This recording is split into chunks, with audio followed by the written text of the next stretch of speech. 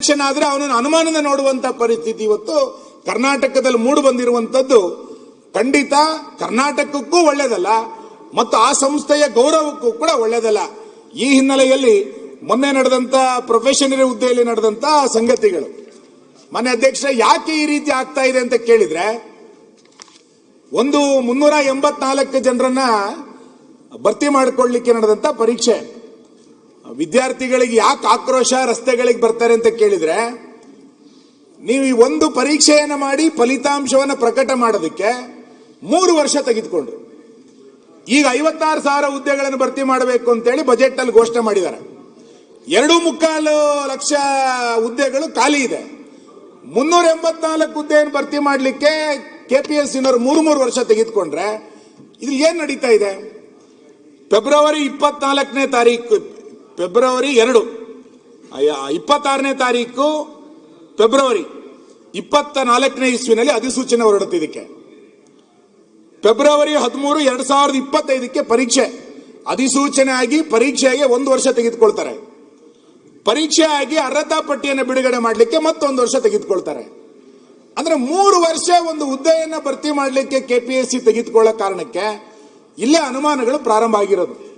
ಈ ಕಾರಣದಿಂದನೇ ಇವತ್ತು ದೊಡ್ಡ ಪ್ರಮಾಣದಲ್ಲಿ ವಿದ್ಯಾರ್ಥಿಗಳು ಈ ಎಕ್ಸಾಮ್ ಸರಿಯಾಗಿಲ್ಲ ಅನ್ನುವಂತ 10 ಆರೋಪಗಳನ್ನ ಈ ಪರೀಕ್ಷೆಗೆ ಸಂಬಂಧಪಟ್ಟಂತೆ ಆಗ್ತಾ ಇದ್ದಾರೆ. ನಾನು ಆ ಎಲ್ಲ ಆರೋಪಗಳನ್ನ ಇದು ಹಿಂಗೆ ಆಗ್ಬಿಟ್ಟಿದೆ ಅಂತ ನಾನು ಹೇಳಲಿಕ್ಕೆ ತಯಾರಿಲ್ಲ.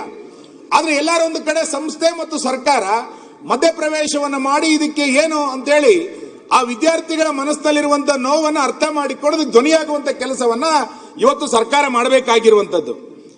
ಬಹಳ ಆಶ್ಚರ್ಯ ಅಂತ ಕೇಳಿದ್ರೆ, ಯಾಕೆ ಇದನ್ನ ಇಷ್ಟು ದೊಡ್ಡ ಪ್ರಮಾಣದ ಭ್ರಷ್ಟಾಚಾರ ಮತ್ತು ಬಹುಕೋಟಿಯ ದುಡ್ಡಿನ ವ್ಯವಹಾರಗಳಲ್ಲಿ ಕೈ ಬದಲಾಯಿಸಿದೆ ಎನ್ನುವಂಥದ್ದಕ್ಕೆ ಬಲವಾದಂತ ಅನುಮಾನಗಳು ಯಾಕೆ ಬರುತ್ತೆ ಅಂತ ಬರ್ತಾ ಇದೆ ಅಂತ ಹೇಳಿದ್ರೆ, 4 ವರ್ಷದಲ್ಲಿ ಕಾರ್ಯದರ್ಶಿಗಳ 4 ಬದಲಾವಣೆಗಳಾಯ್ತು. 4 ಜನರನ್ನ ಬದಲಾವಣೆ ಮಾಡ್ತಾರೆ ಕಾರ್ಯದರ್ಶಿಗಳನ್ನ.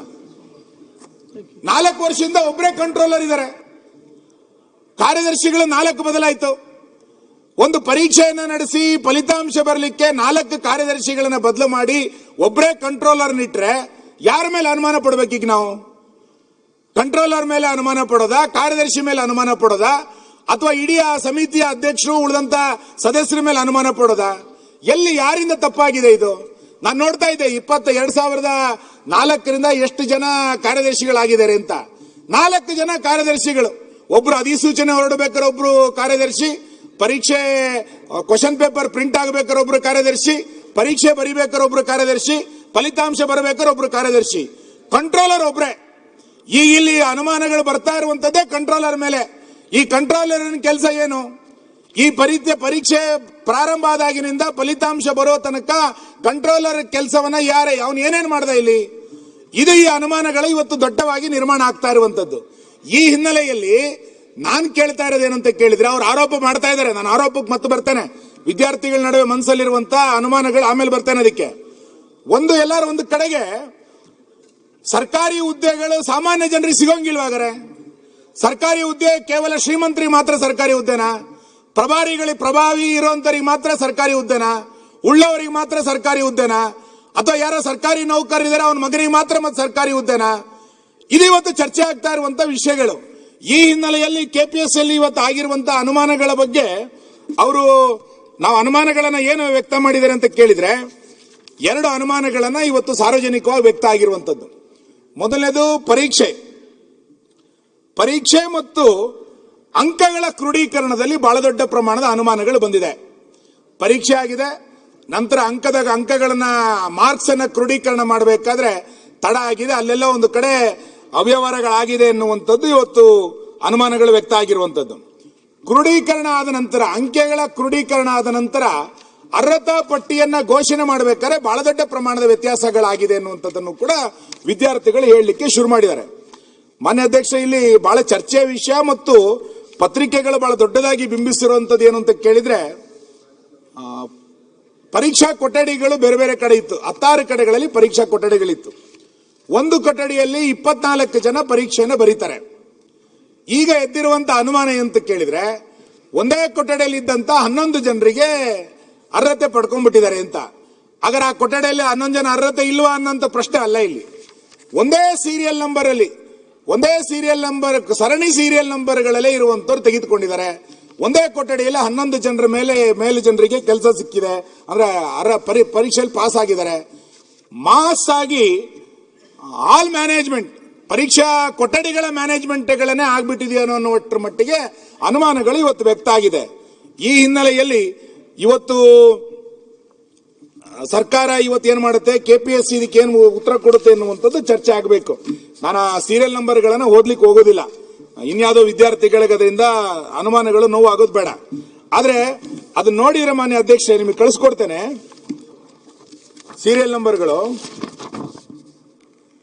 809, 810, 811, 812, 813, 14, 15, 16, 18, 19, 20, 26, 28 ಸೀರಿಯಲ್ ಇದ್ದರೆ ಯಾರ ಪರೀಕ್ಷೆಯಲ್ಲಿ ಕೂತಾರ ಎಲ್ಲರೂ ಅರ್ಹತಾ ಪಟ್ಟಿಯಲ್ಲಿ ಬಂದುಬಿಟ್ಟಿದ್ದಾರೆ ಎನ್ನುವಂಥದ್ದು ಬಹಳ ಅನುಮಾನ. ಮತ್ತೆ ಒಂದೇ ಕುಟುಂಬದವರಿಗೆ 4 ಜನರಿಗೆ ಇಲ್ಲಿ ಅರ್ಹತಾ ಪಟ್ಟಿ ಬಂದ್ಬಿಟ್ಟಿದೆ ಅಂತ ಅನುಮಾನಗಳಾಗ್ತಾ ಇರುವಂತದ್ದು. ಹಾಗಾದ್ರೆ ಅವರು ಬುದ್ಧಿವಂತರ ಅಲ್ಲವಾ ಅನ್ನುವಂಥ ವಾದಕ್ಕೆ ನಾನು ಹೋಗೋದಿಲ್ಲ. ಈ ರೀತಿ ಇಷ್ಟು ಜನ ಹೆಂಗೆ ಅದು ಒಂದೇ ಎಕ್ಸಾಮ್ ನಲ್ಲಿ ಹೆಂಗ್ ಪಾಸ್ ಆಗ್ಬಿಟ್ರು ಅನ್ನುವಂತ ಎಲ್ಲ ಅನುಮಾನಗಳು ಬರ್ತಾ ಇರುವಂತ ಸಂದರ್ಭದಲ್ಲಿ ಇದನ್ನ ಸರ್ಕಾರ ಇವತ್ತು ಅರ್ಥ ಮಾಡ್ಕೊಳ್ಬೇಕು ಅನ್ನುವಂತ ವಾದವನ್ನು ನಾನು ಈ ಸಂದರ್ಭದಲ್ಲಿ ಹೇಳ್ತಾ, KPSC ಮತ್ತು ಸರ್ಕಾರ ಮೌನವಾಗಿದ್ದ ಕಾರಣಕ್ಕೆ ವಿದ್ಯಾರ್ಥಿಗಳಿಗೆ ಇಷ್ಟು ದೊಡ್ಡ ಅನ್ಯಾಯ ಆದರೂ ಕೂಡ ಅವರ ಧ್ವನಿಯನ್ನು ಎತ್ತುವಂತ ಪರಿಸ್ಥಿತಿಯಲ್ಲಿ ಯಾರೂ ಇಲ್ಲ.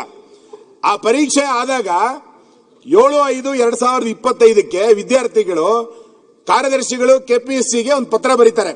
ಏನು, 7/5 ನಡೆದ ಮುಖ್ಯ ಪರೀಕ್ಷೆಯ ಪತ್ರಿಕೆ 2ರ ಉತ್ತರ ಪತ್ರಿಕೆಯನ್ನು ಬೆಳಿಗ್ಗೆ 9 ಸಮಯದಲ್ಲಿ ಕೊಠಡಿ ಸಂಖ್ಯೆ 3ರಲ್ಲಿ ವಿತರಿಸುವ ಸಮಯದಲ್ಲಿ ಸೀಲ್ ತೆರೆದಿರುವ ಬಗ್ಗೆ ಅಭ್ಯರ್ಥಿಗಳು ಆಕ್ಷೇಪಿಸಿದಾಗ KPSC ಸಿಬ್ಬಂದಿಗಳು ಅದರ ಕುರಿತು ಮುಚ್ಚಳಿಕೆ ಬರೆದು ಕೊಡುವಂತೆ ಸೂಚಿಸಿದ್ದಾರೆ ಅಂತ ಹೇಳಿದಾಗ, ಯಾಕೆ ಆನ್ಸರ್ ಶೀಟ್ ಅನ್ನ ಮುಚ್ಚಳಿಕೆ ಸೀಲ್ ಮಾಡಿರಲಿಲ್ಲ, ಓಪನ್ ಯಾಕೆ ಮಾಡಿದ್ರು ಅಂತ ಕೇಳಿದಾಗ ದೂರು ಕೊಡಿ ಅಂತ ಹೇಳಿದ್ರು. ದೂರು ಕೊಟ್ಟಿದ್ದಾರೆ, ಲಿಖಿತವಾಗಿ ದೂರು ಕೊಟ್ಟಿದ್ದಾರೆ. ಇಲ್ಲಿಯ ತನಕ ಇದ್ರ ಬಗ್ಗೆ ಏನಾಯ್ತು ಅಂತ ಹೇಳಿ KPSC ಹೇಳಲಿಕ್ಕೆ ಇವತ್ತು ತಯಾರಿಲ್ಲ. ಮತ್ತೆ KPSC ಅವರು ವಾದ ಮಾಡ್ತಾ ಇರೋದು ಏನು ಅಂತ ಕೇಳಿದ್ರೆ, ಆತರ ಒಂದು ಕೊಠಡಿಯಲ್ಲಿ 11 ಜನ ಪಾಸ್ ಆಗೋದು ಸಾಮಾನ್ಯ, ಅದರಲ್ಲಿ ಏನು ತಪ್ಪೇನಿಲ್ಲ, ಇದು ನೋಡ್ತೀವಿ, ಹಿಂಗೆಲ್ಲ ಹೇಳ್ತಾ ಇದ್ದಾರೆ. ನಾನು ಇವತ್ತಿನ ಈ ಚರ್ಚೆನಲ್ಲಿ ಸರ್ಕಾರವನ್ನು ಆಗ್ರಹಿಸೋದೇನು ಅಂತ ಕೇಳಿದ್ರೆ, ಈ ಪ್ರೊಫೆಷನರಿ ಎಕ್ಸಾಮ್ ನಡೆದು ಏನು ಅನುಮಾನಗಳು ಗುಮಾನಿಗಳು ಬಂದಿತ್ತು, ಇದರ ಬಗ್ಗೆ ವರದಿ ಕೊಡಿ ಅಂತೇಳಿ ಮುಖ್ಯ ಕಾರ್ಯದರ್ಶಿಗಳು ಪತ್ರ ಬರೆದಿದ್ರು ಅಂತ ಕೇಳಿದ್ದೆ. ಆ ವರದಿ ಏನಾಯ್ತು? ಸರ್ಕಾರ ವರದಿ ತೆಗೆದುಕೊಂಡಿದ್ಯಾ? KPSCನವ್ರು ಏನಾದ್ರು ರಿಪೋರ್ಟ್ ಕೊಟ್ಟಿದಾರಾ? ಮುಖ್ಯ ಕಾರ್ಯದರ್ಶಿಗಳ ಪತ್ರಕ್ಕೆ ಏನ್ ರಿಪ್ಲೈ ಕೊಟ್ಟಿದ್ದಾರೆ? ಇದನ್ನ ದಯಮಾಡಿ ಸರ್ಕಾರ ಹೇಳ್ಬೇಕು ಇವತ್ತು. ಅದನ್ನ ಹೇಳಿದಾಗ ಅನುಮಾನಗಳಿಗೆ ಒಂದು ನಾಂದಿ ಆಡ್ದಂಗೆ ಆಗುತ್ತೆ. ಈ ಹಿನ್ನೆಲೆಯಲ್ಲಿ ಸರ್ಕಾರ ಒಂದು ತಕ್ಷಣ ಇದನ್ನ ಯೋಚನೆ ಮಾಡಬೇಕು ಅನ್ನುವಂತ ಮಾತನ್ನು ಹೇಳ್ತಾ, ಮಾನ್ಯ ಗೃಹ ಮಂತ್ರಿಗಳು ಇದಕ್ಕೆ ಸಂಬಂಧಪಟ್ಟಂತ ಒಂದು ಹೇಳಿಕೆಯನ್ನ ಕೊಟ್ಟಿದ್ರು. ಅಲ್ಲ, ಆಯ್ತಾಯ್ತು, 5 ನಿಮಿಷ ಮುಗಿಸ್ತೇನೆ. ಮಾನ್ಯ ಅಲ್ಲಲ್ಲ ಅಲ್ಲಿ ಮುಗಿಸ್ತಾ ಬಂದ ಮಾನ್ಯ ಗೃಹ ಸಚಿವರು ಒಂದು ಹೇಳಿಕೆಯನ್ನು ಕೊಟ್ಟರು. ನಾನು ಅವ್ರನ್ನ ಅಭಿನಂದಿಸ್ತೇನೆ. KPSC ನಡುವೆ ಹೊಣೆಗಾರಿಕೆಯ ಬಗ್ಗೆ ಬಹಳ ವರ್ಷಗಳಿಂದ ದೂರುಗಳು ಬರುತ್ತಲೇ ಇದೆ.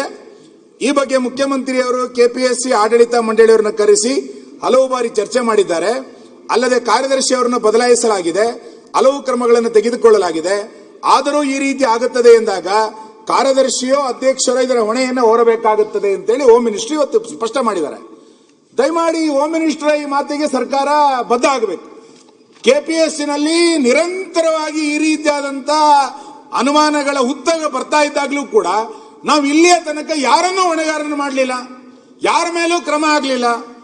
ಇದು ಇವತ್ತು ಚರ್ಚೆ ಆಗಬೇಕಾಗಿರುವಂತ ಸಂಗತಿ. ಹಾಗಾಗಿ ದಯಮಾಡಿ ಇದ್ರ ಬಗ್ಗೆ ಹೊಣೆಗಾರರನ್ನಾಗಿ ಮಾಡಿ, ಎಲ್ಲರ ಬೇಡಿಕೆ ಇರೋದೇನು ಅಂತ ಕೇಳಿದ್ರೆ ಇದರ ಬಗ್ಗೆ ತನಿಖೆ ಆಗದಲೆ, ಇದ್ರ ಬಗ್ಗೆ ವರದಿ ಕೊಡದಲೆ, ಸರ್ಕಾರ ಗಮನ ಕೊಡದಲೆ, ಇಷ್ಟೆಲ್ಲ ಅನುಮಾನಗಳಾದಾಗ್ಲೂ ಕೂಡ ನಾಡಿದ್ದು ಮಾರ್ಚ್ 23ನೇ ತಾರೀಕು ಅವರು ಇದನ್ನ ಯಾವುದು ಸಂದರ್ಶನ ಕರೆದು ಬಿಟ್ಟಿದ್ದಾರೆ.